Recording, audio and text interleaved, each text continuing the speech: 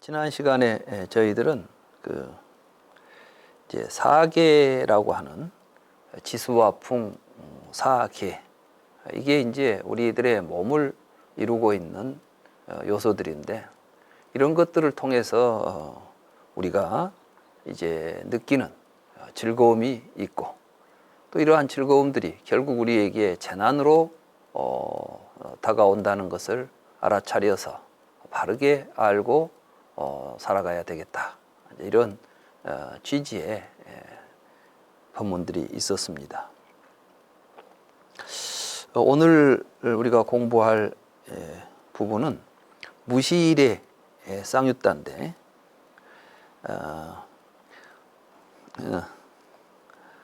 이 무시일이라는 것은 시작도 끝도 없는 이런 이제 시작도 없는 먼 옛날부터 이런 뜻입니다. 제가 그냥 이걸 보고 이제 무시일이라고 쉽게 번역을 했어요. 그러니까 우리가 보통 무시일해로 시작을 알 수 없는 저 먼 과거로부터 지금까지 이런 뜻이죠. 이건 이제 뭘 의미하냐 하면, 부처님께서 이 정각을 이루셔가지고 우리에게 생사의 괴로움으로부터 벗어나게 하기 전까지 우리가 얼마나 이 세상에 있는 중생들이 오랜 시간 동안 고통을 겪으며 살아왔는가. 그러니까 사실 이 부처님의 이 깨달음은 이 세상에 살아있는 모든 생명들에게, 그 생명들에게 행복을 가르쳐주는, 행복한 삶을 가져다 줄 수 있는 빛이라는 것입니다. 진리의 빛이라는 것이죠. 이때 이제 무실이라는 것은 무명 속에 살아온 중생들의 삶의 세월을 이야기하고 있습니다. 사실 붓다가 이 세상에 오셔가지고 깨달음을 이루기 전까지 많은 생명들이 이 지구상에서 살다 죽어갔지만, 자기들의 삶의 근본을 전혀 이해하지 못하고 그저 주어진 삶 속에서 고통을 겪고 살다가 가지 않았겠습니까? 그래서 이제 여기에서 우리는 이 법문을 통해서 이 부처님의 이 가르침, 부처님의 깨달음이 얼마나 소중한 것인가, 우리가 또 그 깨달음을 만날 수 있다는 것이 얼마나 큰 복인가, 이런 걸 느낄 수 있어야 하겠다. 자, 그러한 취지로 지금 이 경이 설해지고 있다, 이렇게 볼 수가 있겠습니다. 그런데 이제 이 경에 보면 무시이래로 우리들이 윤전하면서 생사를 돌아다니면서 살아온 세월이라고 하니까, 야, 부처님께서 윤회를 이야기했지 않느냐, 우리가 참 무시래로부터 지금까지 계속 윤회해 왔다는 이야기 아니냐, 이걸 또 이제 윤회설로 받아들이는 경우도 있습니다. 물론 그 말을 윤회로 받아들일 수도 있겠죠. 그러나 윤회가 됐든 뭐가 됐든 여기서 중요한 것은 그 오랜 세월 동안 우리 중생들이 고통 속에서 살다가 그 괴로움에서 벗어날 수 있는 길이 드디어 열렸다. 그러니 우리가 이제 이 부처님의 가르침을 소중하게 받아들이고 그 가르침에 따라서 괴로움에서 벗어나야 되겠다. 이러한 의미로 이해하면 되겠습니다. 꼭 여기다 윤회가 있냐 없냐 이런 이제 논란을 우리가 일으키기보다는 이 말의 취지는 윤회가 있다는 이야기를 강조하기 위해서 지금 부처님께서 하신 말씀이 아니라, 그 진리를 알지 못하면 우리는 무시이래로 진리를 알지 못해서 살아온 사람들이 괴로웠다는 것, 그렇기 때문에 진리를 바로 깨달아서 살아야 되는 것이 중요하다는 취지의 말씀이니까 그렇게 이해하시기 바랍니다. 2-71, 이 경은 이제 나무와 풀이라는 경하고 흙덩어리라는 경이 두 개가 있는데, 내용은 똑같은데 그 안에 이제 나무와 풀을 가지고 이야기했느냐, 흙덩어리로 이야기했느냐의 차이가 있어서 제가 그냥 엮어서 하나의 경으로 만들어서 여기에 올렸습니다. 세존께서 사와띠의 제따와나 아나타 핀디카 사원에 머무실 때 비구들에게 말씀하셨습니다.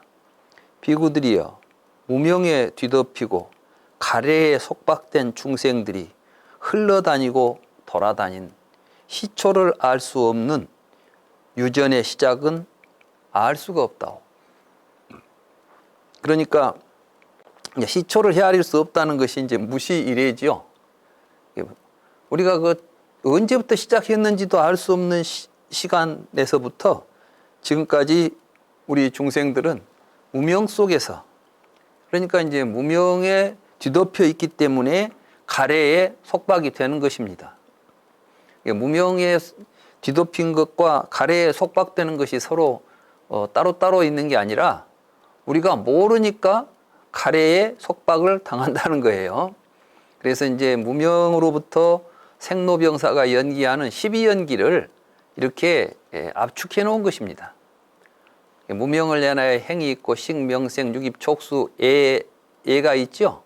예를 통해서 취, 유, 생, 노사가 전개된다, 이 이야기를 여기서 이제 간단히 12연기를 한마디로 해버리면은 무명에 뒤덮이고 가래에 속박된 중생들이 태어나서 늙고 병들어 죽어가면서 살아온 그 세월은 그 시초를 헤아릴 수 없다. 어떤 이제 종교에서는 태초라 그래가지고 시초점을 하나 딱 잡아놓죠. 이 세상은 언제 시작이 됐다는 거예요. 근데 부처님께서는 그 태초라고 언제 시작이라고 잡을 수 있는 시점을 알 수도 없이 생명은 이 우주 속에서 오랫동안 생명들이 유지해 왔다는 것이죠. 그 유전의 시작, 그 돌아다니는 그 윤전, 생사의 고통의 그 되풀이됨은 알 수가 없다. 비구들이여, 예를 들어 어떤 사람이 이 잠부뒷바에 있는 잠부뒷바는 우리가 보통 연부제라고 번역을 하죠. 이건 이제 그 당시 인도의 그 우주관에 의하면은 이 우주의 한 땅 중심에 수미산, 수메루, 수미산이라는 산이 하나 자리 잡고 있고, 그 수미산의 동서남북 사방에 4개의 큰 바다가 있다. 사대양이 있다. 큰 바다가 있는데 그 동서남북의 바다에 또 큰 섬이 하나씩 떠 있어요. 그래서 이제 남쪽에 있는 섬이 잠부라고 하는 섬이에요. 뒷바라는 것은 섬이라는 뜻입니다. 섬. 잠부뒷바라는 것은 잠부라는 섬이죠. 이걸 이제 한문으로 번역할 때 연부제라고 우리가 번역을 합니다. 그래서 또 그러니까 이제 우리가 살고 있는 이 땅이죠.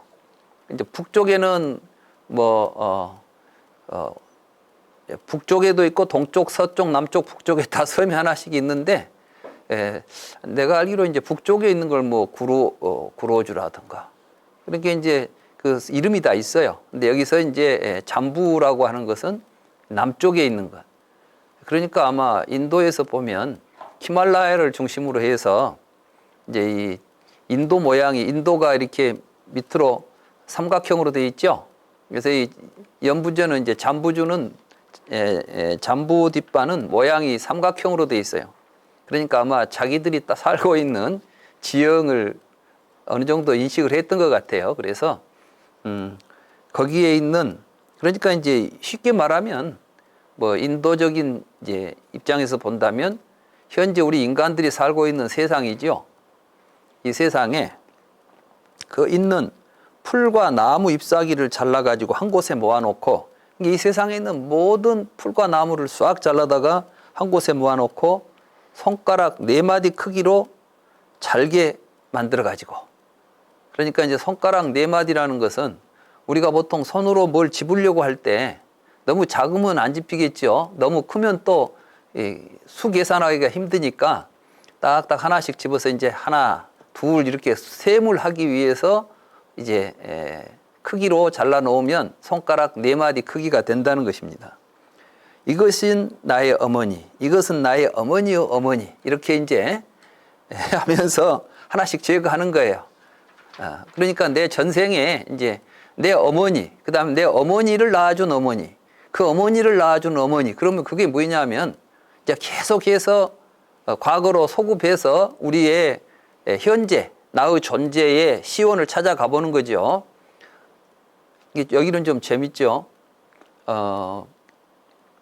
기독교에서는 아버지의 아버지를 찾아가지 않아요. 아버지를 찾아가다가 마지막에 하나의 아버지가 이제 더 이상 아버지 없는 아버지를 만나죠. 그렇잖아요. 이제 아버지 없는 아버지가 하나 있는 거야. 다 아버지가 있어야 존재하는데 아버지 없이 존재하는 존재가 하나 나와요. 이게 이제 태초라는 시간하고 맞물리는 거예요. 그래서 태초에 하나님은 아버지가 없어. 그 대신 모든 것을 탄생시켰으니까 모든 존재의 아버지야. 이런 이제 하나의 존재로 거슬러 가는데 불교적 사유는 그런 존재가 없어요. 그거는 이 세상에 있는 나무와 풀을 모조리 잘라다가 그걸 다 헤아려 봐도 끝까지 추적할 수가 없을 정도로 우리의 생명의 시작을 알 수가 없다. 다시 말해서 시작을 계산하려고 하는 것 자체가 어리석은 짓이다. 근데 우리는 꼭 뭘 시작전부터 볼락한단 말이죠. 이것은 서양 철학 또 서양 사람들의 사고에 있어서 굉장히 중요한 사고입니다. 왜냐하면 그 사람들은 항상 뭔가 출발점부터 시작해야 된다고 생각해요. 이 세상을 설명하려고 할 때. 그래서 이제 문제를 풀 때에도 문제의 해결의 최종적인 답은 그 원인을 거슬러 올라가서 최초의 원인, 그 원인까지 거슬러 올라가면 답이 나온다고 생각하죠.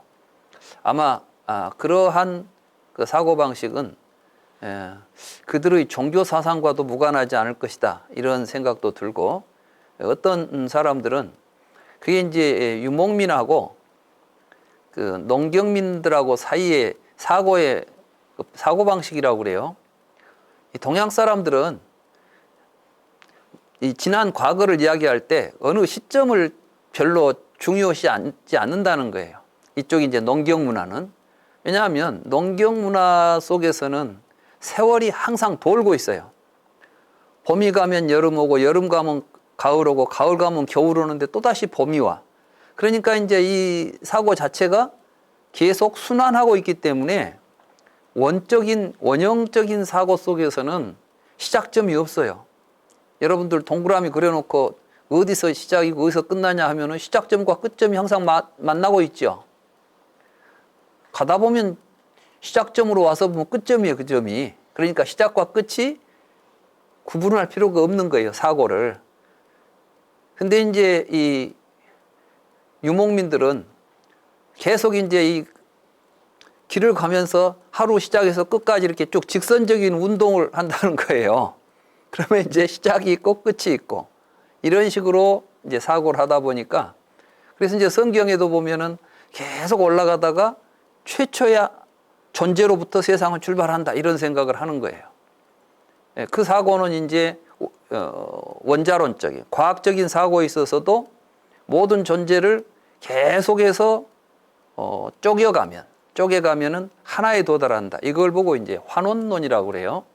어떤 출발점으로 우리가 돌아가서 그 원인을 찾아내는 작업이에요. 그래서 이제 시간적으로 환원을 하면은 태초라는 시간에 존재하는 존재가 제일 우선적인 존재지요. 최초의 존재가 되겠죠. 태초가 있으면. 근데 태초가 만약에 없다고 한다면 우리는 그러한 사고를 통해서 문제를 해결할 수 없겠죠. 그래서 이제 실체, 다시 말해서 없어지지 않는 것, 최초에 있었던 것, 모든 것의 출발점이 되는 것, 심지어는 이제 데카르트라고 하는 사람이 이 세계에 대해서 설명하려고 할 때 이 세계는 도대체 어떻게 설명이 가능할까? 그래서 이제 회의를 통해서, 의심을 통해서 실체라는 개념을 찾아가죠. 그래서 이제 그게 바로 물질과 정신이라고 하는 가장 궁극적인 지점, 모든 문제를 해결할 수 있는 키, 하나의 그 출발점, 이걸 이제 찾으려고 합니다. 대부분의 서양 철학은 이제 그 구도 속에서 사유가 진행되고 있습니다. 근데 이제 여기서 보면 그게 아니죠. 그리고 또 어머니라는 게 참 재밌어요. 거기 보면 이제 아버지를 찾아가잖아요. 그게 이제 가부장적이고, 이제 그런 그 부계 중심적이라면 사실 우리의 생명은 어머니를 통해서 이어져 오지 않아요. 그러니까 여기서는 이제 어머니의 어머니 이렇게 이제 찾아가는 것도 상당히 그 재미있는 이제 이 경을 읽는 측면에서 보면 그 사고에 차이가 있겠다 이런 것도 좀 보여집니다. 아무튼 이 어머니의 어머니다라고 하면서 하나씩 하나씩 이제 없애버려요. 그럼 비구들이요. 그 사람의 어머니의 어머니가 끝나기도 전에, 그러니까 이제 어머니 계속 가는데 끝나기도 전에 이 잠부뒷바에 있는 풀과 나무 잎사귀는 동나게 된다. 그 나무 다 없애도 어머니를 못 찾아간다는 거야. 끝을 찾을 수가 없다는 거예요. 비구들이여, 예를 들어 어떤 사람이 이 대지를, 이게 이제 이 땅에 있는 흙덩어리, 이 세상에 있는 모든 그 흙을 대추씩 끄기로, 대추씩 정도 돼야 이제 손으로 집어서 또 계산하기 좋지 않겠어요? 네. 이렇게 이제 만들어가, 흙덩어리를 만들어가지고 이것은 나의 어머니, 이것은 나의 어머니의 어머니, 이것은 나의 어머니의 어머니의 어머니, 뭐 나는 이것의 어머니의 어머니 이렇게 찾아가겠죠. 그렇게 해서 하나씩 제거해 간다고 하더라도 이걸 다 없애도 어머니의 어머니는 안 나온다는 거예요. 끝이 없다 이거예요. 왜냐하면 비구들이여 무명에 뒤덮이고 가래에 속박된 중생들이 흘러다니고 돌아다닌 시초를 헤아릴 수 없는 유전의 시작은 알 수 없기 때문이요.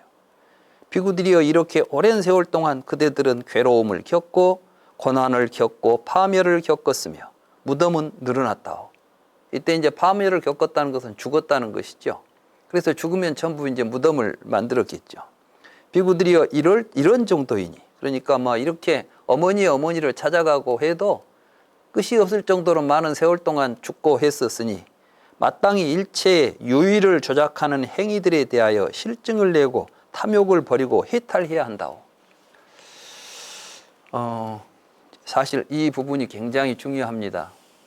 왜냐하면 여기서 유의를 조작하는 행위가 무엇인 줄을 알아야만 이 경은 의미를 지녀요. 그러니까 우리가 무명을 연하여 행이 있고 행을 연하여 식이 있고 이렇게 말하죠. 그렇지 않습니까? 12연기에 보면 무명을 연하여 행이 있고 그러는데 행을 없애는 게 공부예요. 불교 공부. 그러니까 이제 무명이 사라지면 왜 무명을 깨치려고 해요? 행을 없애는 길이 열리기 때문에 무명을 깨치려고 하는 거예요. 무명이 멸하면 행이 멸한다 했을 때 행이 뭐냐면은 신구이 삼행입니다. 신구이 삼행. 그래서 이제 불교 수행은 신구이 삼행을 멸하는 거예요. 이 신구이 삼행을 멸하는데 그 수행법이 구차재정입니다. 그래서 이제 구차재정을 보면 제일 처음 뭐가 멸하냐면은 구행이 멸해요. 신구이 삼업으로서 우리가 지었는데 제일 먼저 구행이 멸하고 그 다음에 신행이 멸하고 그 다음에 의행이 멸해요. 그러면 이제 구행이 멸한다는 것은 뭐냐 하면 여기서 지금 중요한 게 뭐냐 하면 생사윤회가 왜 일어나죠?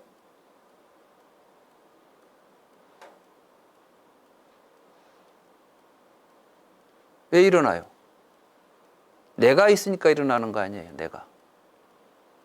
그죠?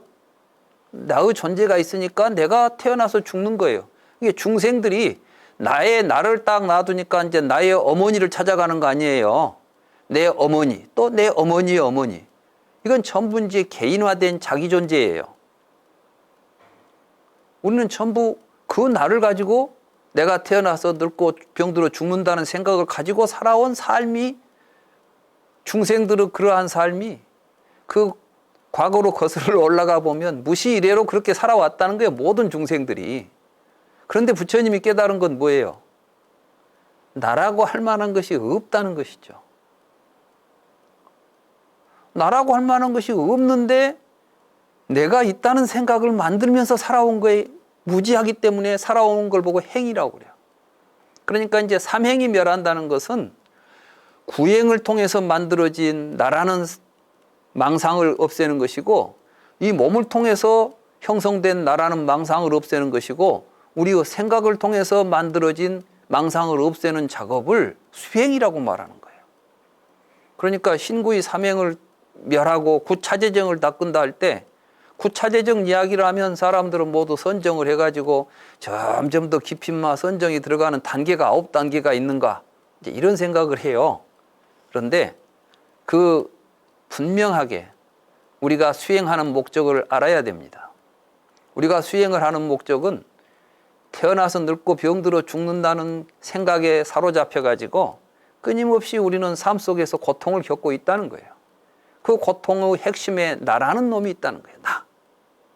나는 뭐냐? 우리는 전부 나를 시간과 공간 속에 일정한 시간 동안 존속하고 있는 존재라고 믿고 있어요.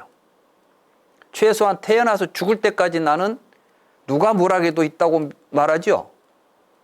근데 그놈이 죽은 뒤에 있을지 없을지는 모르겠지만 살아있는 동안은 내가 존재로 있다는 생각을 굳게 믿고 있습니다. 그러니까 이제 그놈이 죽어서도 계속 존재할지, 아니면 그 내가 죽으면 그냥 그것서 이제 끝날지, 이걸 놓고 상견과 단견으로 갈리는 거죠. 그러면 상견과 단견을 떠난다는 것은 뭐예요? 상견과 단견을 떠난다는 것은 그 나라고 하는 존재 자체가 사실은 시간적으로 공간적으로 존속하지 않는다는 사실을 깨달으면 상주할 놈도 없고 죽으면서 끝날 존재도 없는 거예요. 그렇게 있는 나를 봐야 돼. 나는 그렇게 있어요. 지금 나라고 부르고 있는 나의 삶은 상견과 단견에 의해서 규정되는 존재가 아니라 지금 이렇게 호흡하고 있는, 먹고 살고 있는 나란 말이에요. 한번 생각해 보세요. 그러면 지금 내가 호흡하고 있는 나는 그냥 호흡이 혼자 호흡합니까? 혼자 먹고 있습니까? 내 삶은, 그래서 내 삶을 여실하게 들여다보면 나 아닌 것들이 내 삶과 전혀 분리되어 있지 않다는 사실을 깨닫게 됩니다.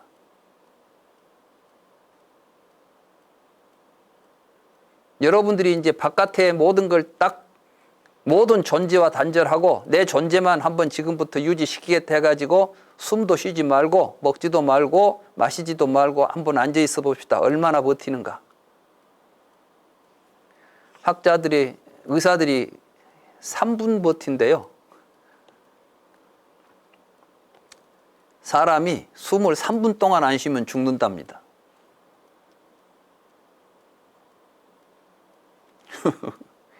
물을 3주 동안 안 마시면 죽는답니다. 석 달 동안 밥 안 먹으면 죽고. 그러니까 하여간 우리는 이 다른 존재, 내가 지금 나라는 게 있다, 지금 여기 살고 있는 나의 진면목을 보면 이 몸뚱이가 내가 아닌 거예요, 사실은. 이 몸뚱이는 다른 것과 관계 속에서 내 삶을 통해서 드러나는 하나의 모습인 것이지 내가 아닌 거예요. 그래서 이제 부처님께서 업보는 있으나 작자는 없다, 이렇게 말씀하셨잖아요. 이게 공이고 무하다. 그러니까 이거 뭐 허무하지 않습니까? 허무하긴 뭐가 허무해요. 지금 이렇게 강의 잘 듣고 밥 먹고 잘 놀고 있는데, 행복하고 누리고 있는데 뭐가 허무해요. 이게 진짜라니까. 근데 이놈 말고 다른 걸 쫓아다니니까 허무해지는 것이지. 지금 있지도 않은 허망한 놈을 가지고 이놈이 죽은 뒤에도 뭐가 있을 것이라고 생각하고 천당 가자고, 죽은 뒤에 천당 가자고 지금 여기서는 뭐 만사 제쳐놓고 그 교리만 따라다니고 이래가지고는 안 되는 거예요. 지금 여기에서 행복한 삶, 그 삶의 주인공, 이건 온 우주와 더불어 있는 나지 혼자 있는 내가 아니란 말씀이에요. 그런데 그걸 만들어내는 게 행이에요. 행. 첫째는 이름을 가지고 자기라는 걸 하나 다른 존재와 구별해 놓죠. 그래서 우리한테 제일 먼저 너 누구냐 그러면 대답이 무엇부터 나와요? 지 이름부터 돼. 이게 이제 구행이에요. 구행. 이 입으로 언어를 통해서 자기를 명사화 시켜놓고 아무개 그러면 이제 죽을 때까지 그 이름을 내가 갖고 사는 거야. 그러니까 몸이 변하고 뭐 별것이 변해도 이름은 안 변하니까 그게 난 줄 알아요. 그래서 이제 이 이름부터 내가 아니다는 사실을 알고 배제하는 게 구행이에요. 그래서 맨 먼저 언어적 구성 속에서 존재화되어 있는 것들의 실상이 욕계의 구조라는 것을 깨닫는 거예요. 그래서 이제 초선을 우리가 잘 수행하면 언어가 정멸한다 이렇게 되어 있어요. 이제 그 선정의 단계에 보면 초선 정수시 언어 정멸 이렇게 되어 있다고. 그러니까 이제는 초선을 잘 닦은 사람은 자기를 이름으로 파악하지 않아요. 그러니까 이름 한 자 남기자고 세상을 살지 않는다고. 세상 사람들은 다 뭐 사람은 죽어서 이름을 남기고 호랑이는 죽어서 가죽을 남기니까 이름 하나 남겨보자 하고 살지 않아요. 그런 삶을 살지 않는 거예요. 그 다음에는 이제 이름은 떨어져 나갔어도 이 몸뚱아리 형색을 가지고 나라고 생각하고 살아요. 이걸 보고 이제 신행이라고 그래요. 신행. 그런가 하면 이제 또 몸 말고 또 어떤 정신적인 실체를 또 나라고 생각하면서 하나 잡아놓은 자아가 있어요. 나라고 하는 생각들이. 이런 게 이제 의행이에요. 그래서 신구의 삼행이라는 것은, 이때 행이라는 것은 나를 만들어내는 작용들입니다. 우리는 살면서 언어적인 행동이나 신체적인 행동이나 우리 의식적인 행동들이 그것이 전부 다 자아를 형성해가는 행위들을 하는 거예요. 자아 형성으로 만들어져 가요. 그러한 삶을 사는 것이죠, 우리가. 그래서 제가 이제 12연기를 우리말로 번역을 해봤는데 이걸 좀 사람들이 알기 좋게, 알아듣기 좋게 좀 번역을 해야 되겠는데 무명을 연하여 행이 있고 그러면 뭐 알아들을 수가 있나, 사람들이. 그저 그런가 보다 그러고 고개만 끄덕끄덕하지 무명이 뭐인지 행이 뭐인지도 모르고 무명을 연하여 행이 있다. 말만 우리가 들어서는 의미가 없다는 말씀이에요. 그래서 제가 이제 지난번에 그 율장 번역을 하는데 그 율장 첫 출발이 부처님께서 보리수활에서 정각을 깨달으시고 연기를 이렇게 사유하시는 부분이 이제 불교 처음이에요. 이제 불경 제가 지금 구상하고 있는 불경의 첫 장을 열면 부처님께서 처음으로 깨달음을 성취하셨다. 보리수활에서 깨달음을 성취하셨다. 그리고 일주일 동안을 보리수활에서 연기를 순간과 역관으로 통찰하셨다. 그러면서 이제 무명을 연하여 행이 있고 이런 내용이 나와요. 근데 불경을 탁 열었는데 불교 이제 불자가 아닌 사람들이 우리는 성경을 탁 열으면 태초에 하나님이 천지를 창조하셨다. 그런데 그 뭐 했는지 안 했는지는 우리가 확인할 수는 없지만 그 말 자체가 어렵지는 않지요. 말은 이해는 하지 않아. 그 말이 진짜인지 가짜인지는 이제 믿거나 말거나 하지만 그 어떤 말이 무슨 말인지는 알아들은단 말이에요, 우리가. 근데 불경은 진실이라고는 하는데 못 알아듣겠어, 이게. 응? 무명을 연하여 행이 있고 이게 진리다. 그런데 그 말이 뭔 말인지도 모르는데 내가 진리인지 아닌지를 어떻게 알겠어요? 우리는 지금까지 그런 불교를 해왔단 말이에요. 그래서 이제 이번에 제가 불경을 편찬하려고 하면서 생각해 본 거는 처음 불교를 접한 사람들도 읽으면 뭔 말인지는 알아야 될 거 아니냐. 그래 이제 제가 무명을 나라고 할 만한 것이 없다는 사실을 알지보다는 무지라고 내가 번역을 했어요. 그냥 무명 한 글자로 하지 않고 나라고 할 만한 것이 없는데 그걸 모르니까, 나라고 할 만한 것이 없는데 내가 있다는 생각을 하고 사니까 그 무명으로부터 나를 만드는, 나라는 생각을 만드는 행위들을 한다는 거예요. 내가 있다는 생각을 만들어내는 행위들을 해. 그러니까 우리는 무슨 행위를 하더라도 항상 그 행위를 통해서 내가 있다는 생각이 굳어져 가는 거예요. 말을 하면서 말하는 내가 있다. 그렇죠. 여러분들이 뭐 말할 때 말하는 놈이 있으니까 하지. 이렇게 이제 한단 말이에요. 이게 행위예요. 그래서 이것 때문에 뭐가 생기느냐. 이제 분별하는 마음이 일어난다, 우리에게. 분별하는 마음에 의해서 이름과 형색들이 나타난다. 그 이름과 형색들이 나타나면 그것에 의지해서 우리들에게 보는 주관, 듣는 주관, 이런 이제 주관, 우리의 인식을 통해서 드러나는 주관의 의식활동들이 일어난다. 주관의 의식활동에 의해서 대상을 접촉하는 경험이 발생한다. 이러한 경험을 통해서 우리는 즐겁고 괴로운 느낌을 느끼게 된다. 느낌을 느끼는 가운데 우리는 좋아하는 것을 갈애하게 된다. 갈망하게 된다. 이러한 갈망에 의지해서 취하고 그 취해서 우리는 내가 존재한다는 생각을 갖게 된다. 내가 존재한다는 생각이 있기 때문에 태어나서 늙어 병들어 죽는다는 생각이 이어진다. 이런 것들이 계속해서 쌓여가지고 모든 괴로움이 나타난다. 이렇게 이제 번역을 했어요. 그러면 최소한 읽을 때 사실인지 아닌지는 모르지만 무슨 말인지는 좀 알아들을 것 같잖아요. 사실 12연기는 그런 통찰입니다. 그걸 이제 개념, 불교적인 용어로 간단하게 이해하기, 우리가 외우기 좋도록 하기 위해서 개념화 시켜놓은 게 무명, 행, 식, 명생, 유깁, 촉수의 주의생, 노사지. 부처님이 처음부터 무명을 연하여 행이 있다 이렇게 사유를 했겠어요? 부처님의 사유 속에서 실제로 일어난 사유 내용은 굉장한 이제 뭐랄까요, 그 내용들이 풍부하겠죠.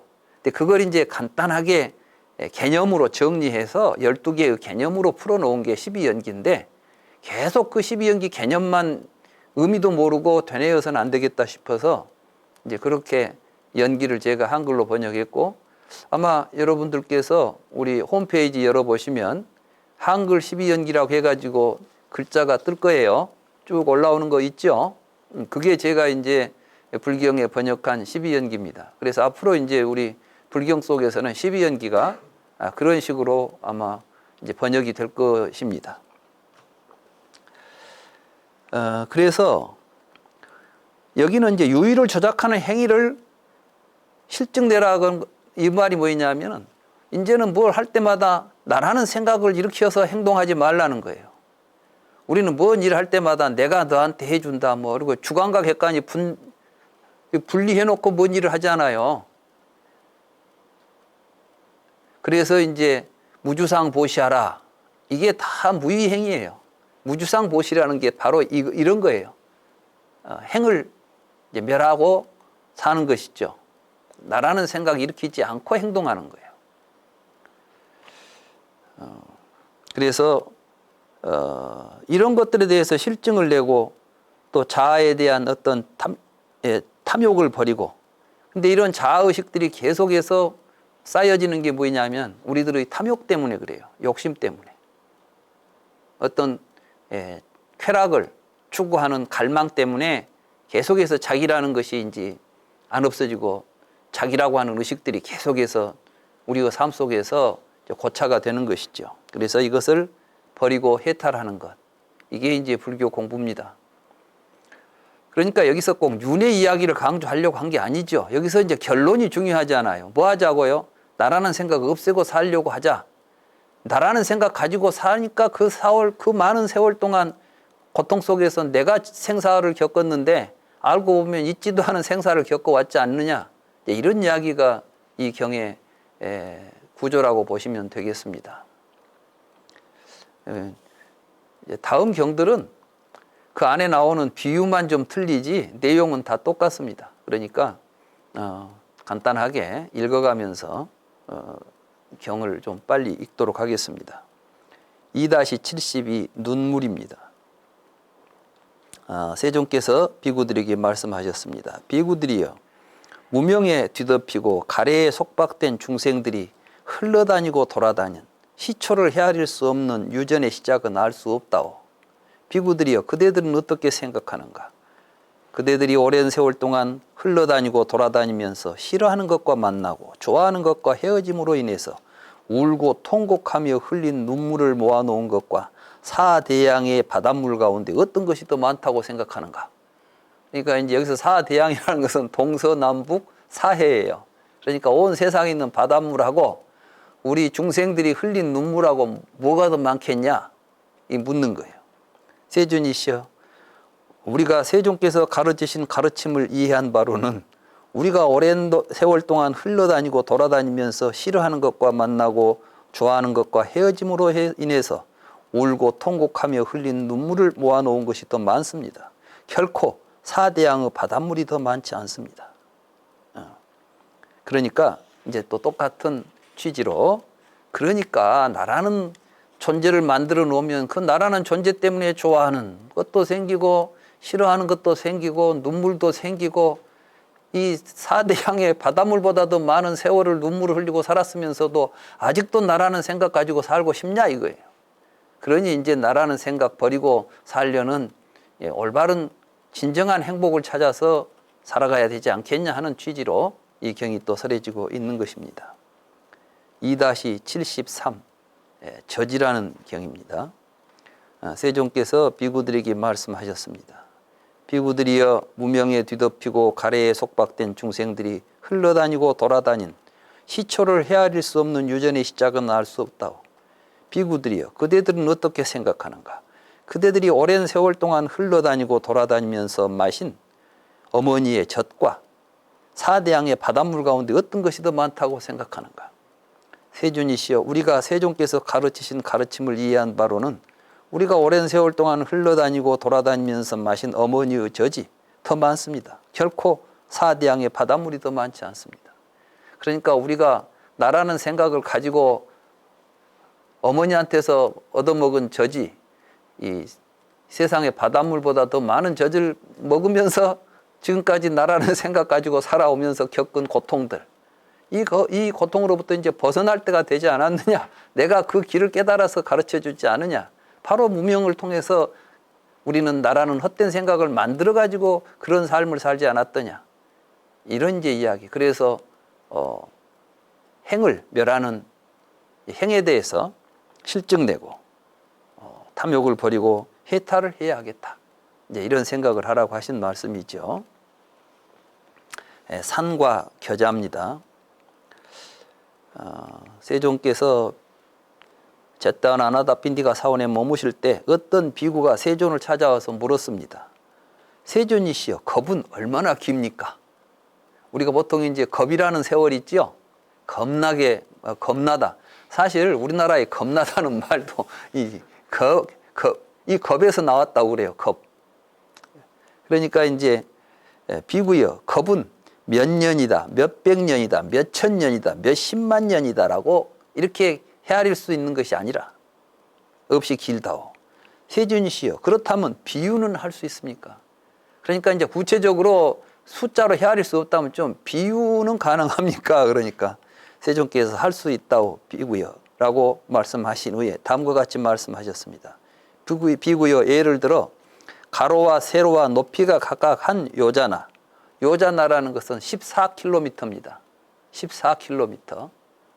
그런데 이제 동서남북으로 14km에다 높이까지 14km가 되는 빈틈없이 조밀하고 단단한 큰 바위산이 있어요.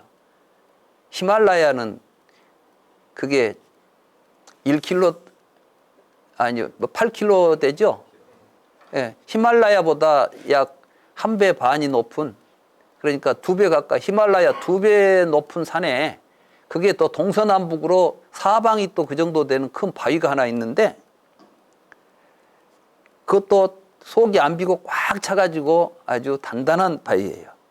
근데 어떤 사람이 와서 100년마다 한 번씩 와가지고 비단 옷으로 한 번씩 슬쩍 문지르고 가요. 비구여, 이렇게 하면 그 큰 바위선이 더 빨리 닳아지고 겁은 없어지지 않는다. 그러니까 그 바위가 다 닳아져도 겁을 다 헤아릴 수 있는 시간이 안 된다는 거야. 참 겁나죠. 다음에 이제 산에 이제 겨자 비유가, 이걸 이제 우리가 보통 겨자겁이라고 그래요. 다음 이야기가 세상에서 씨앗 중에 가장 작은 씨앗을 겨자씨라고 보통 이야기를 합니다. 근데 비구들이여, 예를 들어 가로와 세로와 높이가 각각 한 요자나가 되는 큰 성에 가득 찬 겨자씨를 사람이 100년마다 와서 한 알씩을 덜어낸다고 하자.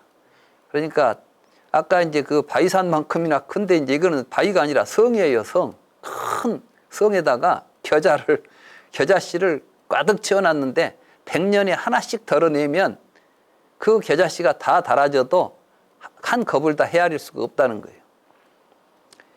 비구역 컵은 이렇게 길다오.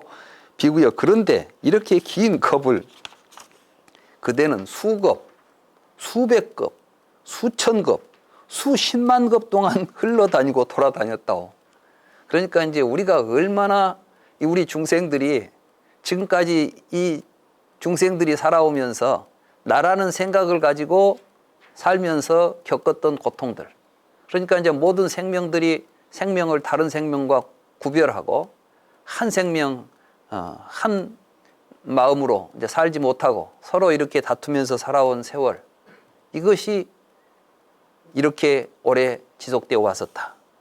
왜냐하면 비구여 무명에 뒤덮이고 가래에 속박된 중생들이 흘러다니고 돌아다닌 시초를 헤아릴 수 없는 유전의 시작은 알 수 없기 때문이요.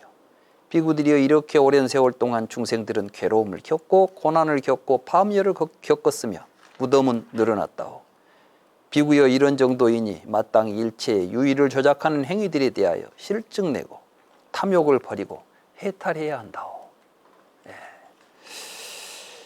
불행한 사람, 행복한 사람. 세종께서 사와띠에 제따나나 따핀티카 사원에 머무실 때 비구들에게 말씀하셨습니다. 비구들이여 무명에 뒤덮이고 가래에 속박된 중생들이 흘러다니고 돌아다닌 시초를 헤아릴 수 없는 유전의 시작은 알 수 없다오. 비구들이여 그대들은 불행하고 가난한 사람을 보면 우리도 긴 세월 동안 이와 같은 일을 겪었다고 생각해야 한다오. 그러니까 사실은 다른 사람의 불행을, 그건 그 사람의 불행이 아니에요. 우리가 겪었던 불행이고 우리도 겪을 수 있는 불행이다. 이게 이제 굉장히 중요합니다. 우리는 다른 사람의 행과 불행을 나와는 별개로 보고 있습니다. 근데 불교를 공부한 입장에서 본다면 결코 나누어 볼 수 없는 것이죠. 비구들이여 그대들은 행복하고 유복한 사람을 보면 우리도 긴 세월 동안 이와 같은 일을 겪었다고 생각해야 된다고. 그러니까 우리는 살면서 행과 불행을 겪어왔는데 다른 사람의 겪는 고통도 내가 겪는 고통과 다를 바 없었다. 우리도 겪게 되는 것이고 과거에 겪었고 앞으로도 겪게 될 것이다. 사실은 이제 요즘은 이제 자유민주주의 시대가 되다 보니까 사람들이 어떤 정치적인 판단을 할 때 자기 이익을 우선해가지고 정치적 판단을 합니다. 근데 사실 이것은 역사적으로 보면 힐압의 민주주의의 출발이죠. 그리스에서 민주주의가 어디서 출발하냐 하면 그 아테네라고 하는 그곳은 이제 도시국가죠. 도시국가니까 이제 상업을 중심으로 해서 형성된 말하자면 국가지요. 요즘 우리 세계 이제 여러 나라가 다 이렇게 상업을 중심으로 해서 이제 국가가 경영이 되죠. 이게 이제 현대 국가들이에요. 현대 국가의 모델이 사실은 힐압의 그 도시국가였던 것입니다. 그러면 각각의 그 상인들이 대표자를 뽑을 때 누구를 뽑겠어요? 각자 자기에게 이익을 줄 만한 사람을 뽑겠죠.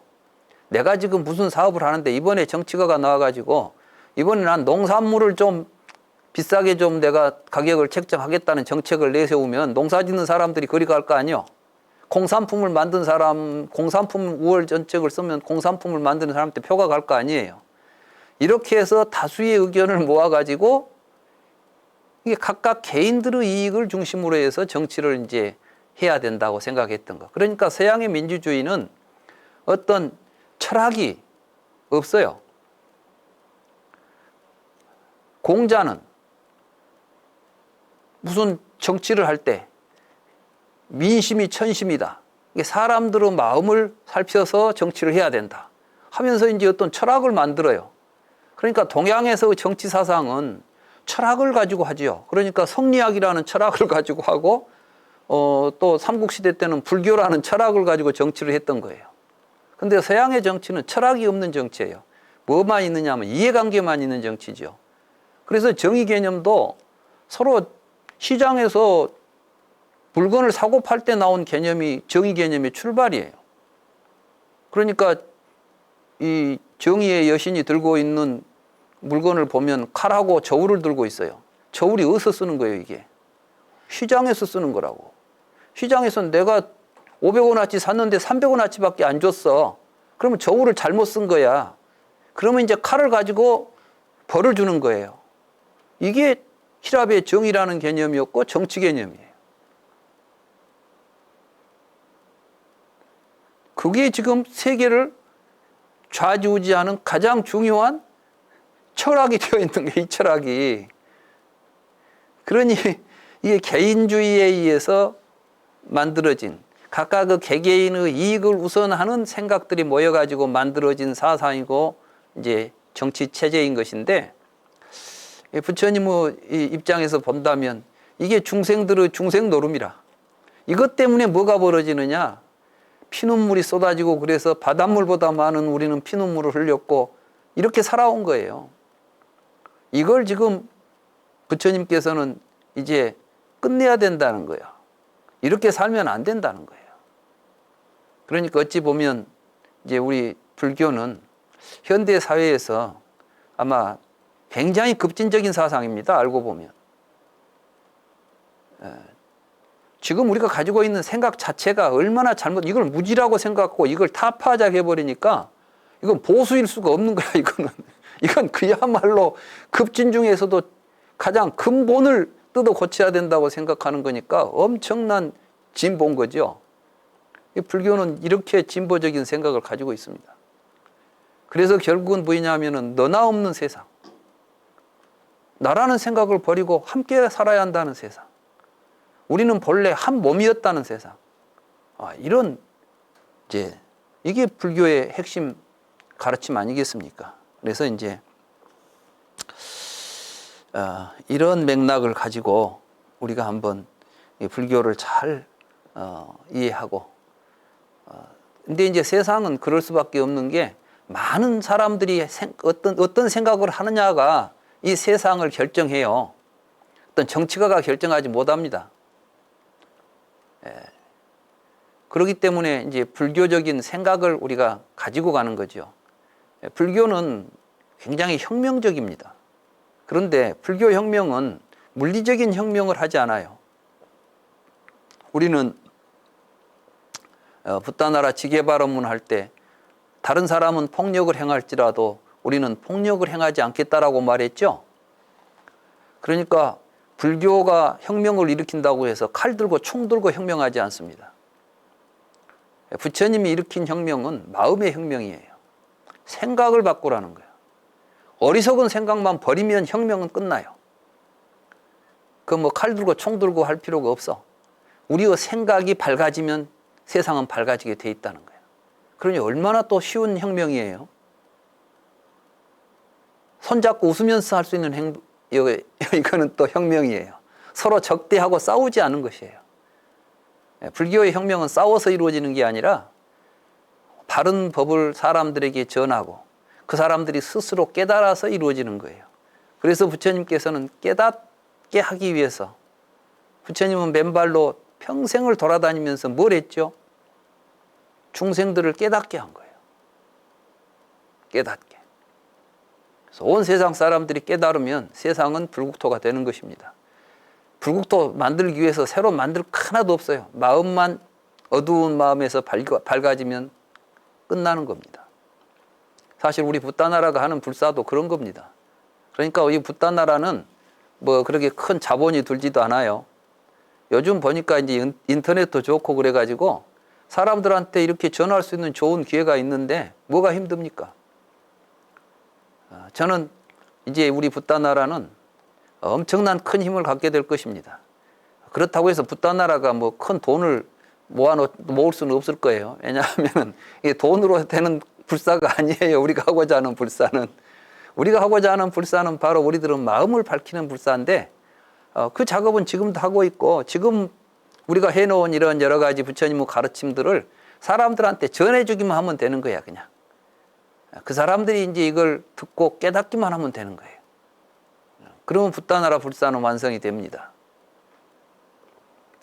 자, 이어서 2-76 어머니 딸, 이것도 이제 14에서 19까지 가니까 6개인가 되는 경전인데, 지금 이걸 다 번역하면 이게 막 엄청 지금 양이 많은 건데, 제가 이제 그 사람만 가운데 바꿔지면서 나오니까 그냥 한꺼번에 종합해서 번역을 해버렸어요. 세종께서 비구들에게 말씀하셨습니다. 비구들이여, 무명에 뒤덮이고 가래에 속박된 중생들이 흘러다니고 돌아다닌 희초를 헤아릴 수 없는 유전의 시작은 알 수 없다오.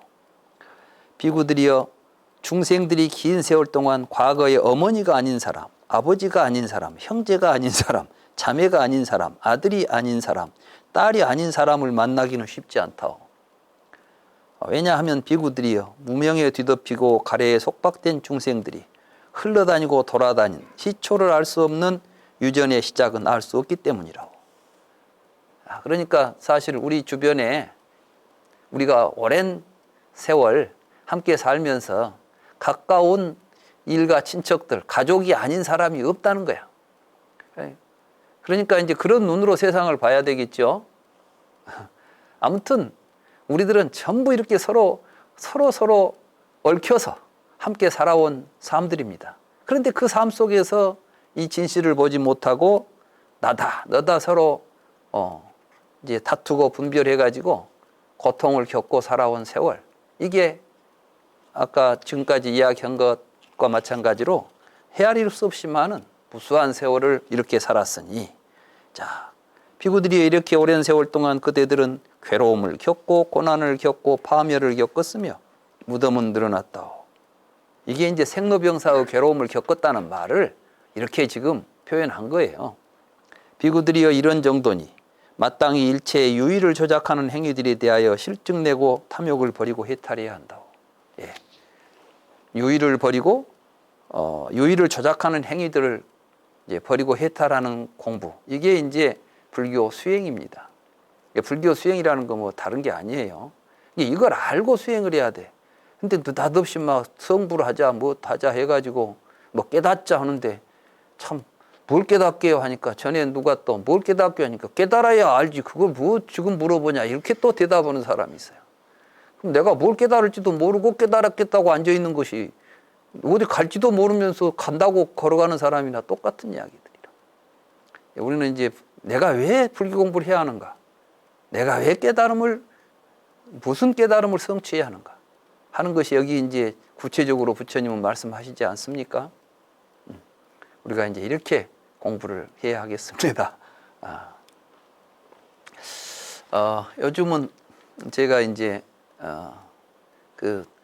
이제 불경 작업들을 이제 거의 이제 마무리가 되어 간다는 생각이 들어가지고, 이제 율장이 다 끝났기 때문에 이제 안구따라 니까야 이거 이제 정리가 끝나면 기본적으로 이제 어느 그 체계가 이제 우리가 앞으로 공부하게 될 불경이라고 하는 경전이 아마 이제 체제가 정리가 될 겁니다.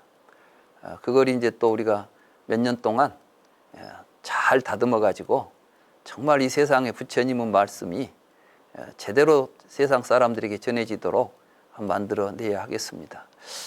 이런 글을 읽으면서 또 경을 읽으면서 더더욱 얼마나 많은 세월 동안 우리는 지금까지, 근데 또 안타깝게도 부처님이 세상에 출현하신 뒤에도 부처님의 정법이 또 사라져가지고 그 부처님의 정법이 아닌 좀 비슷하게 생겼는데 사실은 부처님 정법과는 거리가 있는 이러한 불교를 우리가 지금까지 해오지 않았는가, 이러한 또 안타까운 심정이 들어서 이제 다시 부처님의 바른 진리의 등불이 빨리 이제 불타오르기를 기대하는 마음이 간절합니다. 여러 법우님들도 항상 거기에 대해서 깊은 관심과 또 거기에 함께 힘을 모아 주시면 고맙겠습니다.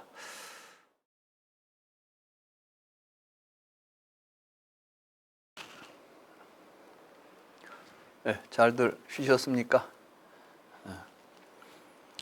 지난 시간에 저희들은 우리들이 진실을 알지 못하고 무지 속에서 살아온 그 많은 세월들, 그때 우리가 흘린 눈물이나 그때 우리가 겪은 고초가 얼마나 크고 많았는가.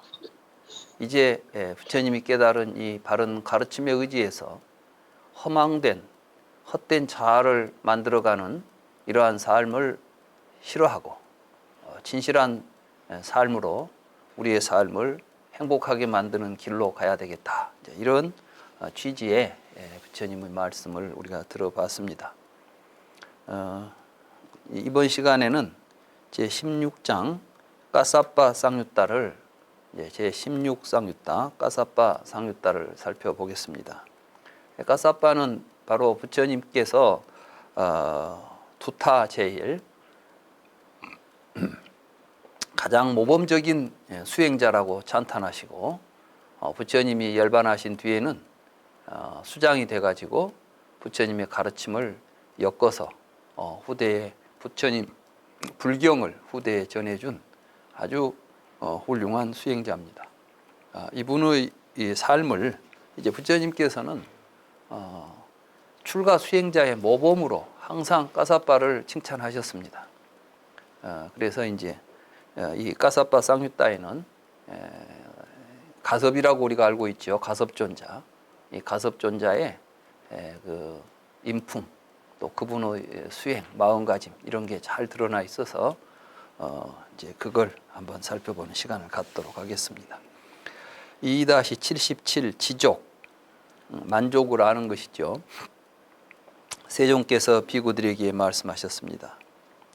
비구들이여, 까사빠는 어떤 옷이나 신발, 탁발 음식이나 좌구나 의약 자구로도 만족할 줄을 안다오. 그는 어떤 옷이나 탁발 음식이나 좌구나 의약 자구로도 만족할 줄 아는 것을 찬탄하며 옷이나 탁발 음식이나 좌구나 의약 자구 때문에 부당하거나 부적절한 일을 하지 않는다오. 옷이나 탁발 음식이나 좌구나 의약 자구를 얻지 못해도 걱정하지 않고 옷이나 탁발 음식이나 좌구나 의약 자구를 얻어도 집착하지 않고 마음을 뺏기지 않고 과오를 범하지 않고 재난을 보고 벗어남을 통찰하며 사용한다오. 이제 수행자들이 살아가는 것은 주변에서 그들에게 주는 음식, 말하자면 이제 얻어서 생활하지 않습니까? 그런데 수행을 하면서 가섭존자는 음식을 어떤 옷을 이제 입더라도 어떤 음식을 먹더라도 좌구라는 것은 이제 앉아서 사용하는 앉거나 침상이나 의자 같은 걸 좌구라고 하죠. 좌구나 의약자구, 몸이 불편할 때 먹는 그 약, 의료 이런 것들에 대해서 항상 있는 그대로 만족했다는 것입니다. 그러니까 없으면 없는 대로 만족하고 있으면 있는 대로 만족했지 그걸 가지고 뭐 더 있었으면 좋겠달지 이런 불평을 하지 않았다는 것이죠. 그리고 또 그걸 어떻게 했냐 하면은 항상 이 수행하는데 수행하기 위한 도구로 생각했지 그걸 목적으로 삼지 않았다는 것이죠. 우리가 보면 뭐 점심시간만 되면 뭘 먹어야 되지 걱정도 하고 잠자리 걱정하고 어디 여행 가려고 하면 또 어디 가서 자야 되지 이런 거 걱정하지 않습니까? 그런데 이제 수행자들은 그런 거 걱정하지 않는다는 것이죠. 그래서 이제 그걸 보고 두타행이라고 그럽니다. 옷은 어디서 구하느냐? 본래 부처님 제자들이 처음에는 분소衣를 입었어요. 물론 이제 뒤에는 제가 신도들이 만들어다 준 옷을 부처님이 수용합니다. 그러나 초기에는 부처님을 비롯한 모든 제자들이 어떤 옷을 입었냐면 화장장 이제 화장터에 갑니다. 그러니까 이제 무덤에 가죠. 무덤에 가가지고 이제 그 시체 싸고 이제 타다가 버린 그래서 이제 분소이라고 하는 것이 똥분자하고 탈소자를 쓰는 거예요. 그러니까 뭐 화장지를 대신 썼던 천조각이나 또는 시체를 화장할 때 썼던 남은 쪼가리들 이런 걸 이제 주워다가 꾸며가지고 그냥 걸치고 다녔던 거예요. 그러니까 누더기 중에서도 상누더기죠. 이런 걸로 부처님은 이제 지금 우리가 이 법당에 모셔져 있는 부처님은 금빛 찬란한 옷을 입고 계시지만 원래 부처님은 저런 옷을 가까이 하지 않으신 분입니다. 다만 그 옷의 가치가 금보다도 더 가치 있기 때문에 지금 우리가 금으로 표현하는 것이지 부처님께서 저런 옷 입고 계셨으리라고 생각하면 안 됩니다. 근데 요즘 보면 어떤 스님들은 막 누런 비단으로 탁 감싸고 있고 꼭 어디 법당에 부처님처럼 하고 있어서 저 부처님이 저게 수행자가 아닌데 싶은 좀 안타까운 생각이 들 때도 있습니다. 아무튼 이걸 이제 이 경은 사실은 이제 수행하는 사람들이 배워야 되겠지만 우리는 뭐 수행자가 아니니까 그렇지 않습니다. 꼭 가사를 읽고 출가를 해서만 수행자가 아니라 부처님의 가르침을 실천하려고 하는 사람들은 다 수행자입니다. 그래서 부처님께서 나는 가사를 읽고 머리를 깎았다고 해서 비구라고 생각하지 않는다오, 이런 경도 있습니다. 부처님께서는 부처님의 가르침을 마음에 새기고 그런 마음가짐으로 공부하고 살아가는 사람을 진정한 수행자라고 여겼을 것입니다. 그러니까 우리들이 이 경을 보면서 나와 무관하다고 보시지 말고 나도 가섭존자처럼 이런 마음가짐으로 살려니 이런 생각을 하는 게 좋겠습니다. 비구들이여, 그러므로 이제 그대들은 이와 같이 배워야 한다오. 우리는 어떤 옷이나 탁발 음식이나 좌구나 의약작으로도 만족할 줄 알고 어떤 옷이나 탁발 음식이나 좌구나 의약작으로도 만족할 줄 아는 것을 찬탄하고 옷이나 탁발 음식이나 좌구나 의약자구 때문에 부당하거나 부적절한 일을 하지 않겠다. 우리는 옷이나 탁발 음식이나 좌구나 의약자구를 얻지 못해도 걱정하지 않고 옷이나 탁발 음식이나 좌구나 의약자구를 얻어도 집착하지 않고 마음을 뺏기지 않고 과오를 범하지 않고 그 속에서 재난을 보고 이런 것들을 우리가 집착하면 고통이 온다는 것을 알고 벗어남을 통찰하며 사용하겠다. 나는 지금 이러한 여러 가지 공양들에 대해서 내 마음이 벗어나서 한가롭고 자유로운가, 이걸 항상 살피면서 사용해야 한다. 그러니까 옷을 입으면서도 혹시 내가 이 옷에 남들이 좋은 옷을 갖다 줘서 입기는 입는데 이 옷에 집착이 생겨가지고 아끼는 마음이 혹시 생기진 않는가, 이런 거 항상 통찰하라는 거예요. 그러니까 이런 게 수행입니다. 여기도 보면은 수행이라는 게 뭐 따로 있지 않잖아요. 누가 뭐 음식을 줄 때 음식을 먹으면서도 좋은 음식을 준다고 내가 또 여기에 마음이 끌려가지고 이 음식 먹으러 또 여기 올 생각 하나 안 오고 있는가 이런 생각도 해야 되는 것이죠. 그래서 이제 비구들이여, 그대들은 참으로 이와 같이 배워야 한다오. 비구들이여, 나는 까사빠 같은 사람을 통해서 그대들을 가르치고자 하는 것이오. 그대들은 배운 그대로 실천하도록 하시오. 또 두려워하지 않으면, 한때 사리푸타 존자와 마 까사빠 존자는 바라나시의 이시바타나 미가다야, 이제 녹야원을 그렇게 빨리어로 부릅니다. 녹야원에 머물렀습니다. 어느 날 해질 무렵에 사리푸타 존자는 좌선에서 일어나 마 까사빠 존자를 찾아가서 인사를 나누고 한쪽에 앉은 다음에 이렇게 말했습니다. 그러니까 지금 지혜 제일인 사리불 존자하고 이제 수행을 가장 엄격하게 잘 실천하는 까사빠 존자가 함께 나눈 대화의 내용이겠습니다. 까사빠 존자여, 노력하지 않고 두려워하지 않으면 바른 깨달음과 열반과 더할 나위 없는 행복의 획득이 불가능하며 노력하고 두려워하면 바른 깨달음과 열반과 더할 나위 없는 행복의 획득이 가능하다고 합니다. 존자의 어떤 식으로 노력하지 않고 두려워하지 않으면 바른 깨달음과 열반과 더할 나위 없는 행복의 획득이 불가능합니까? 그리고 어떤 식으로 노력하고 두려워하면 바른 깨달음과 열반과 더할 나위 없는 행복의 획득이 가능합니까? 존자여, 어떤 비구는 나에게 생기지 않았던 사악하고 나쁜 법들이 생기고 있으니 손해가 될 것이다 라고, 이게 이제 뭐냐면 우리는 항상 우리 자신을 이제 들여다보고 있는데, 이때 나에게 뭐 욕심 같은 게 생기면 이게 생겼다라고 알아차리는 내용이에요. 이제 이건 분명히 손해될 것인데, 이건 좋지 않은 법인데 이런 것들이 생겼다라고 알아차리고도 노력하지 않고, 그랬으니까 이제 이걸 내가 이제 버려야지 이렇게 노력을 해야 되는데 생겼구나 하고 노력하지 않고, 나에게 생겼던 악하고 사악하고 나쁜 법들이 소멸하지 않고 있으니 손해가 될 것이다라고 생각하면서도 노력하지 않고, 나에게 생기지 않았던 좋은 법들이 생기지 않고 있으니 손해가 될 것이다라고 통찰하고서도 노력하지 않고, 나에게 생겼던 좋은 법들이 소멸하고 있으니 손해가 될 것이다라고 하면서도 노력하지 않습니다. 존재하여 이렇게 하는 것이 노력하지 않는 것입니다. 그러니까 이거는 이제 뭐가 되냐면은 사정단이지요. 사정단을 행하지 않는 거예요. 사정단을 행하는 걸 보고 우리가 정진이라 그래요. 사정단 있죠.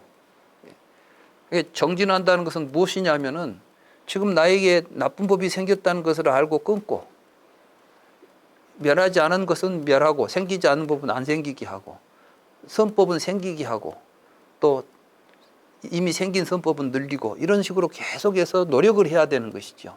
이게 노력이에요. 그러니까 불교 공부하면서 정진한다. 뭘 정진합니까? 그러니까 막 앉아서 오랫동안 앉아 있으니까 정진이 아니라 바로 이 사정단을 꾸준히 하는 거예요. 이제 사념처를 닦고 있으면 이어서 사정단이 일어난다는 것이죠. 이제 이야기를 하는 것입니다. 존자여, 그렇다면 어떻게 하는 것이 두려워하지 않는 것입니까? 존자여, 어떤 비구가 나에게 생기지 않았던 사악하고 나쁜 법들이 생기고 있으니 손해가 될 것이다 라고 하는데도 그걸 보고 두려워하지 않고, 나에게 생기지 않았던 좋은 법들이 생기지 않고 있으니 손해가 될 것이다 라고 생각하면서도 두려워하지 않고, 나에게 생겼던 좋은 법들이 소멸하고 있으니 손해가 될 것이다 라고 하면서도 두려워하지 않고 하면 이렇게 하는 것이 두려워하지 않는 것입니다. 존자여, 이와 같이 노력하지 않고 두려워하지 않으면 바른 깨달음과 열반과 더할 나위 없는 행복 획득이 불가능합니다. 존자여, 그렇다면 어떻게 하는 것이 노력하는 것입니까? 존자여, 어떤 비구는 나에게 생기지 않았던 사악하고 나쁜 법들이 생기고 있으니 손해가 될 것이다 라고 생각해서 노력하고, 나에게 생기지 않았던 좋은 법들이 생기지 않고 있으니 손해가 될 것이다 라고 노력하고, 나에게 생겼던 좋은 법들이 소멸하고 있으니 손해가 될 것이다 라고 노력합니다. 존자여, 이렇게 하는 것이 노력하는 것입니다. 존자여, 그렇다면 어떻게 하는 것이 두려워하는 것입니까? 존자여, 어떤 비구는 나에게 생기지 않았던 사악하고 나쁜 법들이 생기고 있으니 손해가 될 것이다 라고 두려워하고, 나에게 생기지 않았던 좋은 법들이 생기지 않고 있으니 손해가 될 것이다 라고 두려워하고, 나에게 생겼던 좋은 법들이 소멸하고 있으니 손해가 될 것이다 라고 두려워합니다. 존자여, 이렇게 하는 것이 두려워하는 것입니다. 존자여, 이와 같이 노력하고 두려워하면 바른 깨달음과 열반과 더할 나위 없는 행복의 획득이 가능합니다. 그래서 우리는 항상 불선법이 일어나고 있는 것을 두려워하고, 또 그 불선법이 사라지지 않고 있는 걸 두려워하고, 또 선법이 생기지 않는 것을 두려워하고, 항상 선법을 일으키도록 노력을 해야 한다. 이런 말씀이 되겠습니다. 달의 비유. 세존께서 비구들에게 말씀하셨습니다. 비구들이여, 그대들은 조신하고 조심하면서 그 식구들에게 항상 새내기처럼 겸손하게 달처럼 가정집을 방문해야 한다. 여기에 보면은 조신하고 조심이 나오는데, 사실 이 수행의 이제 핵심은 몸과 마음을 잘 이제 챙기는 거죠. 그래서 조신이라는 것은 이제 몸가짐을 항상 이렇게 잘 이제 챙기는 것이고, 조심이라는 것은 마음가짐을 잘 이렇게 챙기는 거예요.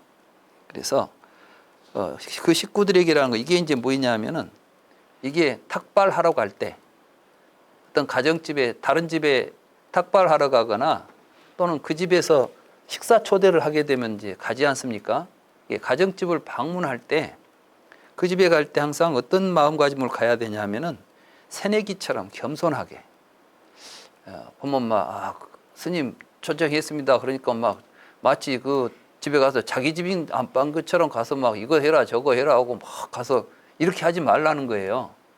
대개 이제 우리가 뭐 좀 스님들이 이제 해서 막 이리 오십시오 하면은 막 거기 가서 막 굳이 뭐 자기 집인 마냥 막 이렇게 하는 수가 있잖아요. 근데 이제 여기서는 수행자는 절대 그러면 안 되고 마침 인자 출가한 스님이 초대받아 간 것처럼 항상 이렇게 겸손한 마음을 가지고 달처럼 가정집을 방문해야 한다는 게, 달이라는 건 달이 어떻게 하지요? 달이 집에 들어올 때 뭐 소리 내고 들어옵니까? 아주 조용히, 그러나 밝고 맑으면서도 조용히 들어왔다, 마치 달빛이 스며드는 것처럼 그 집에 들어갔다 나오라는 거예요. 햇빛처럼 오지 말고 달빛처럼 오라는 것도 상당히 재밌지 않습니까? 그 표현이 멋지죠. 달처럼 가정집을 방문해야 한다. 비구들이 비유하면 어떤 사람이 허물어진 우물이나 산벼랑이나 험한 강을 살피듯이, 그러니까 나무집에 가서는 마치 가면서 내가 허물어진 우물이를 좀 걸어갈 때에 발걸음을 잘못하면 우물에 빠지겠죠. 그러니까 이제 그 조심해서 걸음걸이도 조심조심. 또 산벼랑, 험한 강을 가듯이 갈 때 발바닥을 살피듯이 조심하고 조심해야 한다. 비구들이 이와 같이 그대들은 조심하고 조심하면서 그 식구들에게 항상 새내기처럼 겸손하게 달처럼 가정집을 방문해야 한다. 비구들이여, 가사빠는 이와 같이 조심하고 조심하면서 그 식구들에게 항상 새내기처럼 겸손하게 달처럼 가정집을 방문한다. 비구들이여, 그대들은 어떻게 생각하는가? 비구가 어떤 태도로 가정집을 방문하는 것이 바람직하겠는가? 세존이시여, 세존께서는 법의 근본이시고 법의 안내자이시고 법의 귀처이십니다. 세존이시여, 부디 세존께서는 이 말씀의 의미를 밝혀주십시오. 세존의 말씀을 듣고 비구들은 받아 지닐 것입니다. 그러자 세존께서 허공에 손을 흔드셨습니다.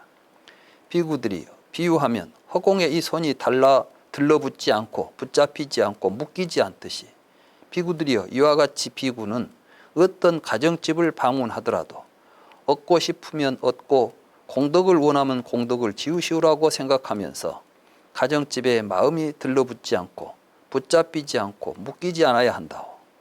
자신이 얻어서 즐겁고 기쁘듯이 다른 사람이 얻어서 즐겁고 기쁘다. 비구들이여, 비구는 이런 태도로 가정집을 방문하는 것이 바람직하다오. 비구들이여, 가사빠는 이런 태도로 가정집을 방문한다오. 우리는 이제 어디 가서 그 집에서 이제 우리가 허공에 손을 흔들면 그냥 아무것도 붙지 않고 흔들고 나면은 아무 흔적이 없듯이 어느 집에 가가지고 그 집에서 뭐 좀 잘해주니까 또 그 집에 또 올 생각을 한다거나 뭐 이런 이제 생각하지 않고 얻고 싶으면 얻고 공덕을 원하면 공덕을 지으시오. 그 말은 뭐였냐면 가서 이거 주시오 저거 주시오 하는 것이 아니라 당신이 많은 공덕을 얻고 싶으면 이제 그 소리 지을 공덕은 알아서 하라고 버려둬야지. 여기 와서 뭐 스님들한테 공양을 잘해야 돼 뭐 이런 식으로 한다거나 또는 뭐 왔으니까 뭐 잘해줘야지 뭐 이런 식으로 하면 안 된다는 거예요. 그래서 이제 얻고 싶으면 얻고 공덕으로 나면 공덕을 지으시오. 이렇게 이런 마음으로. 그리고 또 뭐 다른 사람에게 이제 더 뭐 잘하는데 여기 와서 나한테는 좀 뭐 못한 것 같다 이렇게 이런 생각하지 말고 그죠? 다른 사람이 나한테 준 건 내가 얻어서 즐겁고 또 다른 사람이 받으면 다른 사람이 받아서 즐겁고 이게 분별 없이 그죠? 이렇게 항상 이런 마음을 가지고 가정집을 방문해야 한다. 아마 이런 이야기가 나온 것은 그 당시에 부처님 당시에도 어디 가서 우리 스님들이 왔는데 뭐 이 정도밖에 안 됩니까? 뭐 좀 잘하시오. 공덕을 잘 지으시오. 뭐 이런 식으로 한 사람도 있었나 봐요. 그러니까 사실 율장을 보면 부처님 당시에 스님들이 우리가 생각하는 것처럼 다 훌륭한 스님들이 아니라 그 율장이 하지 말란 이야기가 다 했기 때문에 나온 이야기입니다. 그 당시 이제 출가 사문들이 그런 못된 짓을 했기 때문에 그러니까 사실은 이제 뭐 처음에 그 율장 가운데 이제 제일 큰 바라이죄라는 게 있어요. 바라이죄라는 것은 이제 단두죄다. 그 죄를 지으면은 그냥 목이 잘리는 거예요. 근데 목이 잘린다고 해서 진짜 사람 목을 자르는 게 아니라 한 번 그 발화입죄를 범한 사람은 이제 승단에서 쫓겨나면 두 번 다시 구제할 수가 없어. 죽은 사람 못 살아나듯이 한 번 그 사람은 다시는 출가의 사문이 될 수 없는 가장 큰 죄를 발화입죄라 그래요. 근데 이제 그 발화입죄가 처음 만들어진 게 뭐였냐? 그러니까 이제 사음을 했다는 거야. 어떤 비구가 바라나시에선가 이제 수행하는 가운데 다른 여자와 접촉을 해가지고 사음을 했다. 그래서 이제 그것 때문에 발화입죄를 처음 만들었어요. 그러니까 뭐 그런 이야기도 처음부터 부처님이 하지 말라고 해놓은 게 아니라 처음에는 그냥 오라 비구여 여기 와서 내 가르침에 따라서 잘 공부하라. 그러면 그게 이제 그렇게 하겠습니다. 그러면 그게 부족계였어요. 처음에는. 그래서 처음에는 오라 비구여 그리고 부처님이 오라고 해버리면 그걸로 끝이었어요. 그냥 계율이. 근데 이제 가면서 하나하나 그 죄를 범하는 이제 말하자면 악행들이 이제 드러날 때마다 부처님이 그걸 하면 안 된다. 이 죄를 지은 사람은 다시는 이제 승단에 들어올 수 없다. 이렇게 이제 규정을 지어가면서 만들어진 계율들이거든요.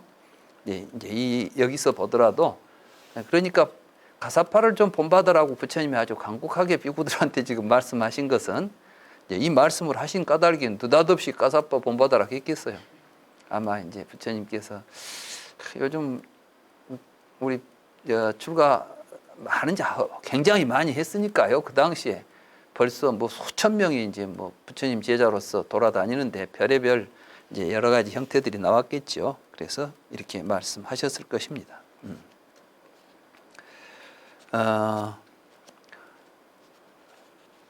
비구들이여 그대들은 어떻게 생각하는가? 어떤 태도가 비구의 아니지 맞죠?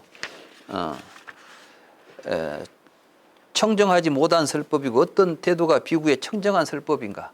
이제 아까는 그 어디 가정집에 방문해서 하는 이야기지만은 이제는 대중들한테 설법을 할 때도 어떤 태도를 가지고 우리가 법을 설해야 할 것인가? 세존이시여 세존께서는 법의 근본이시고 법의 안내자이시고 법의 귀처이십니다. 세존이시여 부디 세존께서는 이 말씀의 의미를 밝혀주십시오. 세존의 말씀을 듣고 비구들은 받아 지닐 것입니다. 비구들이여 그렇다면 그대들은 듣고 잘 생각하도록 하시오. 내가 이야기하겠소. 그 비구들은 그렇게 하겠습니다. 세존이시여라고 대답했습니다. 세존께서는 다음과 같이 말씀하셨습니다. 비구들이 어떤 비구라도 나에게 가르침을 들으면 좋겠다. 가르침을 듣고서 믿으면 좋겠다. 믿고서 나에게 믿음을 보이면 좋겠다라는 마음으로 다른 사람에게 설법한다면 비구들이여 이런 태도는 비구의 청정하지 못한 설법이라고. 비구여 어떤 비구라도 잘 설해진 세존의 가르침은 지금 여기에서 볼 수 있는 것이며 즉시 체득할 수 있는 것이며 와서 보라고 할 수 있는 것이며 지혜로운 사람이 스스로 볼 수 있도록 도움을 주는 것이다. 나에게 이 가르침을 들으면 좋겠다. 가르침을 듣고서 이해하면 좋겠다. 이해하고서 그대로 실천하면 좋겠다라고 가르침의 선법성에 의존하여 다른 사람에게 설법하고 자애의 마음으로 연민의 마음으로 동정심을 가지고 다른 사람에게 설법한다면 비구들이여 이런 태도가 비구의 청정한 설법이라고. 까사빠는 이런 마음으로 다른 사람에게 설법을 한다고. 비구들이여 나는 까사빠나 까사빠와 비슷한 사람을 통해서 그대들을 가르치고자 하는 것이요. 그대들은 배운 그대로 실천하도록 하시오. 이제 불교 공부를 해서 좀 뭘 알고 있으니까 사람들이 좀 설법도 청하고 또는 뭐 내가 알고 있는데 사람들이 나한테 좀 청법 좀 하지. 내 말 좀 들었으면. 얘가 이제 자기라는 생각이 이제 앞서는 거예요. 내 설법을 들었으면 나한테 이제 뭐 좀 여기서 이제 알아줬으면 좋겠다는 거죠. 믿음을 보이라는 것은 무엇이냐면 이제 신자가 돼가지고 나한테 막 보시도 하고 막 그래주기를 기대하는 거예요. 그러니까 설법을 하고 나서 이제 그 대가로서 이런 것들을 생각하는 거. 사실은 출가해서 지금 수행하는 사람들이 출가의 제일 목적이 나라고 하는 아상을 이제 끊기 위해서 수행을 하는 것이고 또 가르침이라고 하는 것이 그걸 끊어서 행복을 얻으라고 법을 설해야 되는 것인데 그런 게 아니라 오히려 이거온 데서 이제 자기가 자기 이익을 추구하고 이렇게 해서는 안 된다. 그래서 여기 보면 가르침의 선법성이라는 거 있죠. 이 가르침이 좋기 때문에 이 좋은 가르침을 다른 사람한테 좋은 것이니까 권해서 주고 싶은 마음을 가지고 해야지, 그 가운데 내가 알고 있는 건데 내가 알고 있으니까 나한테 배워라, 이런 식의 마음가짐을 가지고 설법하면 안 된다. 이 말은 또 부처님께서도 설법을 하신 게 뭐 다른 사람들한테 어떤 이 뭐 명예를 또는 다른 사람들의 어떤 믿음을 얻고자 해서 한 것이 아니라 깨달은 법이 좋아서 이대로 좀 살았으면 하는 그들을, 이 법을 듣는 사람들을 연민하고 그들을 동정하고 그들에 대한 사랑의 마음으로 법을 설해야 하는 것이지 다른 생각을 가지면 안 된다. 이게 굉장히 중요한 부분입니다. 대부분 이제 좀 하면은 뭐 자기도 좀 뭐 좀 하고 싶고 자기도 이름 좀 법문으로 해서 이름 좀 날리고 싶고 막 이런 생각들 하기가 쉽거든요. 근데 이제 부처님께서는 그러지 말라. 이것도 아마 이제 그 당시 좀 공부 좀 부족한 제자들 가운데는 자기가 법사다고 설법 잘한다고 막 가서 이제 또 그런 걸 사람들한테 자랑하고 그런 게 있었던가 보죠. 그러니까 부처님께서 그러지 말라고 지금 깐사파를 통해서 가르치고 있으니까 좀 잘 배워서 행하라, 이렇게 간곡하게 하신 말씀이라고 보면 좋겠습니다. 신방. 그러니까 사실은 이 신방 제도가 기독교에서 출발한 게 아니에요.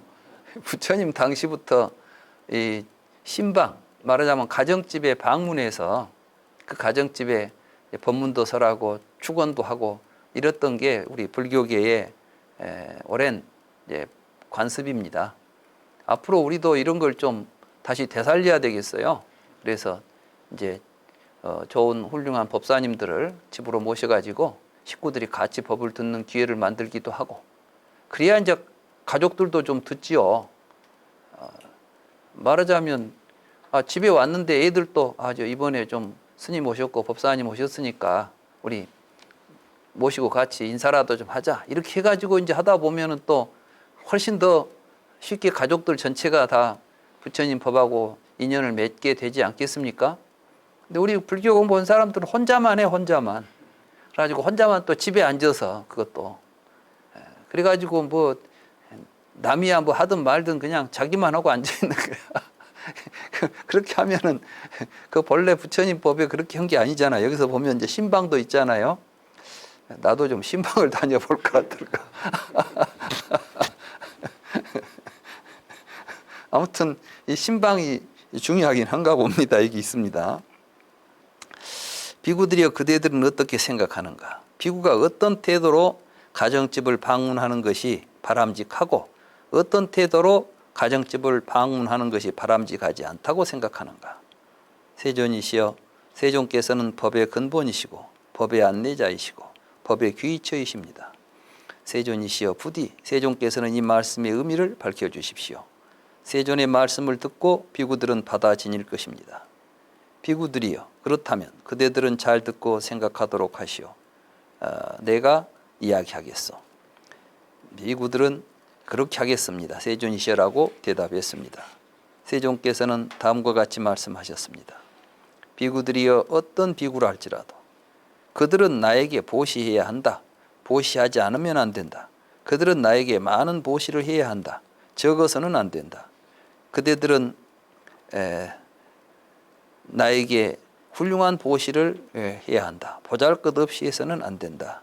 그들은 나에게 지체하지 않고 보시해야 한다. 지체해서는 안 된다. 그들은 나에게 공손하게 보시해야 한다. 공손하지 않으면 안 된다라고 생각하고, 이와 같은 마음으로 가정집을 방문한다면 비구들이여, 이와 같은 마음으로 가정집을 방문한 그 비구에게 그들이 보시하지 않으면 그 비구는 화가 날 것이요. 그는 그로 인해서 괴로움과 불쾌함을 느낄 것이요. 그들이 적게 보시하거나 보잘것없는 것을 보시하거나 지체하고 보시하거나 공손하지 않게 보시하면 그 비구는 화가 날 것이요. 그는 그로 인해서 괴로움과 불쾌함을 느낄 것이요. 비구들이여, 비구가 이런 마음으로 가정집을 방문하는 것은 바람직하지 않다고. 비구들이여 어떤 비구가 어떻게 다른 집에 가서 그들은 나에게 보시해야 한다. 보시하지 않으면 안 된다. 그들은 나에게 많은 보시를 해야 한다. 적어서는 안 된다. 그들은 나에게 훌륭한 보시를 해야 한다. 보잘것없어서는 안 된다. 그들은 나에게 지체하지 않고 보시해야 한다. 지체해서는 안 된다. 그들은 나에게 공손하게 보시해야 한다. 공손하지 않으면 안 된다라고 생각할 수 있겠는가라고 생각하고 이와 같은 마음으로 가정집을 방문한다면 비구들이여 이와 같은 마음으로 가정집을 방문한 그 비구에게 그들이 보시하지 않아도 그 비구는 화가 나지 않을 것이요 그는 그로 인해서 괴로움과 불쾌함을 느끼지 않을 것이요 그들이 적게 보시하거나 보잘것없는 것을 보시하거나 지체하고 보시하거나 공손하지 않게 보시해도 그 비구는 화가 나지 않을 것이요 그는 그로 인해서 괴로움과 불쾌함을 느끼지 않을 것이요 비구들이여 비구는 이런 마음으로 가정집을 방문하는 것이 바람직하다오. 비구들이여 가스아빠는 이런 마음으로 가정집을 방문한다오. 비구들이여 나는 가스아빠와 비슷한 사람을 통해서 그대들을 가르치고자 하는 것이요 그대들은 배운 그대로 실천하도록 하시오.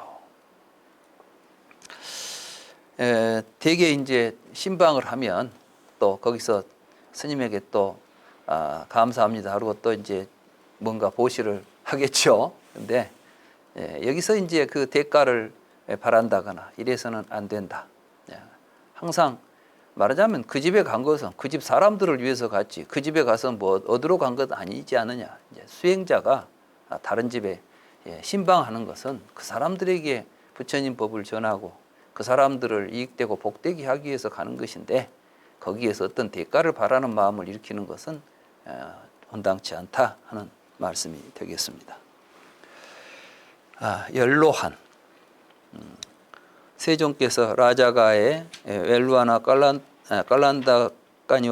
깔란다까니와빠가 중림정사입니다.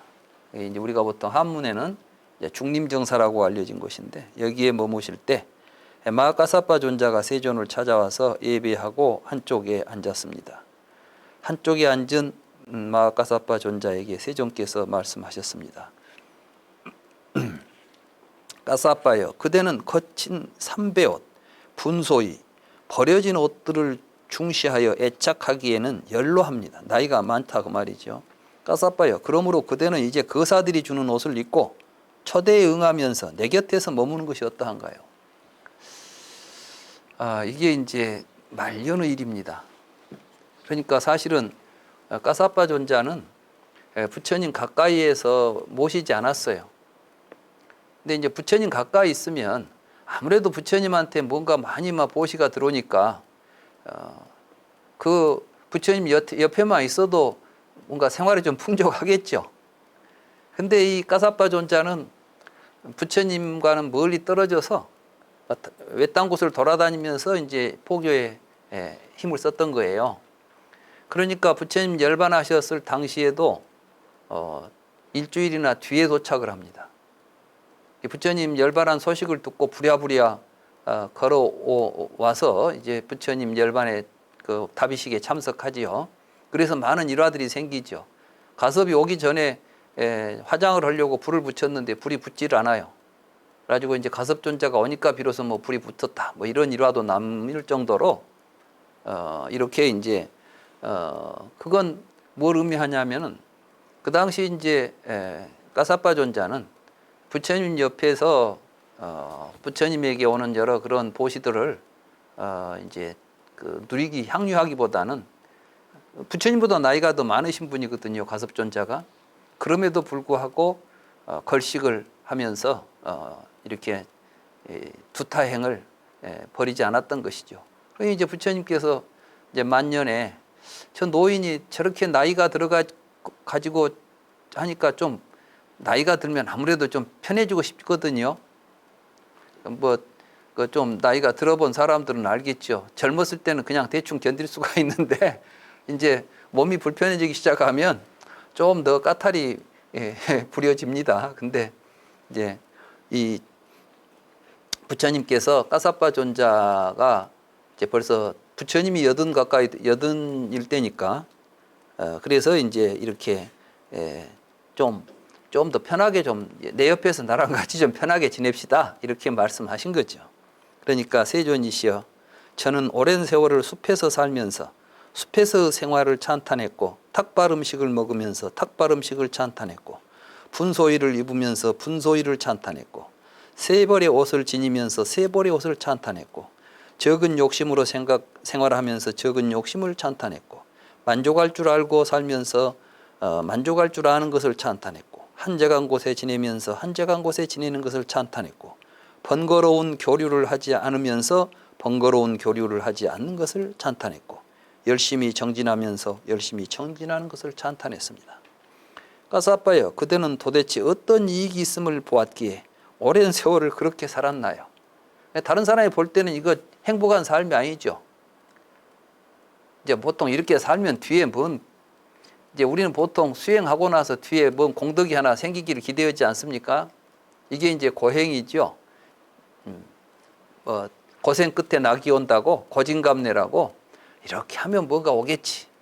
대부분 우리가 인생을 살면서 그런 생각을 가지고 이제 살기도 하고 수행도 그런 식으로 수행을 합니다.